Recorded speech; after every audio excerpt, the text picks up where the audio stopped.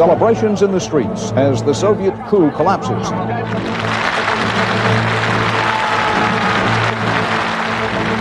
And Moscow awaits the return of Mikhail Gorbachev. This is the CBS Evening News. Dan Rather reporting.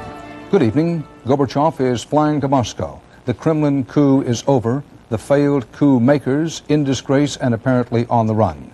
Mikhail Gorbachev is back in charge, back as president, but not yet back in Moscow.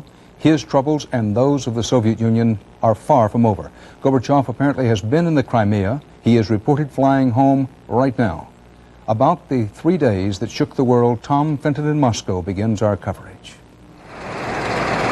The first concrete sign that the coup had failed came when the tanks began rolling out of the city. The army was no longer supporting the hardliners who toppled Gorbachev. The departing armor was waved on by the Muscovites who had refused to give up their new freedoms. I personally had to decide to become a free man or to remain a slave. Thousands emerged victors this morning after a wet and nerve-wracking night of protecting the Russian parliament where Boris Yeltsin had been holding out since Monday. It was their bodies that held the tanks back rather than the barricades. 4 civilians were killed by advancing tanks, but the soldiers refused to inflict mass casualties by storming the parliament. Many were the same age as the protesters, and most chose the same side. We used to think the young people were not political, says this man, but they took a stand. At rallies throughout the city, people of all ages celebrated the announcement that the ringleaders of the coup had resigned. This veteran of the early days of communism says, "I have never been so happy in my life. I am so happy I have to cry." In a dramatic gesture, a number of high-ranking officials boarded planes to fly to the Crimea to see Gorbachev.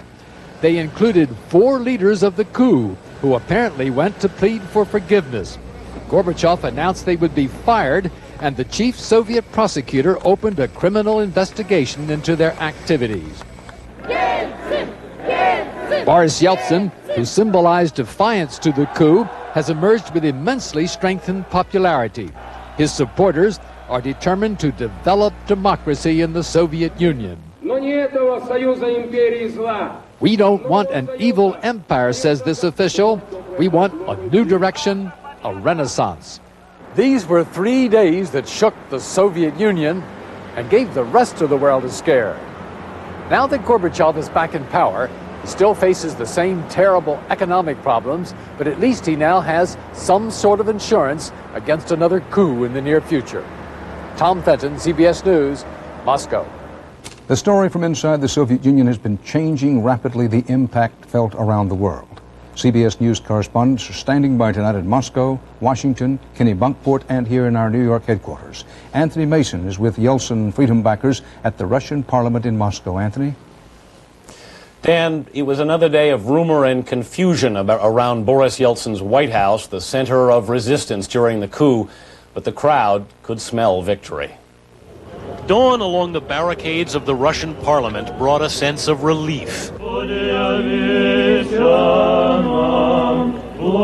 Yeltsin supporters had endured a tense night, and inside the White House, people could sense the tide had now turned. I think I have the impression we have now the overhand. The upper hand. The upper hand, yes. In the grand parliamentary chambers, Boris Yeltsin promised again to bring the coup's organizers to justice. His words broadcast to damp supporters outside. Their ranks were still growing. Cellist Mstislav Rostropovich had flown in from Paris. All night I not sleep because I think that's the most dangerous moment, not only for my country, but whole world. Then Yeltsin broke the news that the emergency committee was reportedly on its way to the airport. An excited parliament sensed the coup was crumbling. Well, I think they are all running wrecks from, sinking ship, Former KGB agent Oleg Kalugin. They miscalculated. They miscalculated. How do you explain that? Well, because they never know the real situation in the country, I know how sometimes the reports are concocted for the top leadership just to say things are smooth enough and go on. Up on the 5th floor in a makeshift office, the editors of the newspaper Rossiya shut down during the coup, Xeroxed the latest news, then passed it out to a hungry crowd, which sensed history in the making. That is like a challenge in the country. It's like a test for democracy. Through the afternoon, as more and more soldiers showed their loyalties, arriving at the Russian parliament building to thunderous cheers, the crowd began to realize that democracy might just pass the test. It's kind of ironic that the struggle for power these past few days has centered not around the Kremlin, but around Boris Yeltsin's White House. The White House can now claim to stand for something that the Kremlin never has, the struggle for democracy. Dan? Thanks, Anthony. Jim Stewart is at the Pentagon, where U.S. officials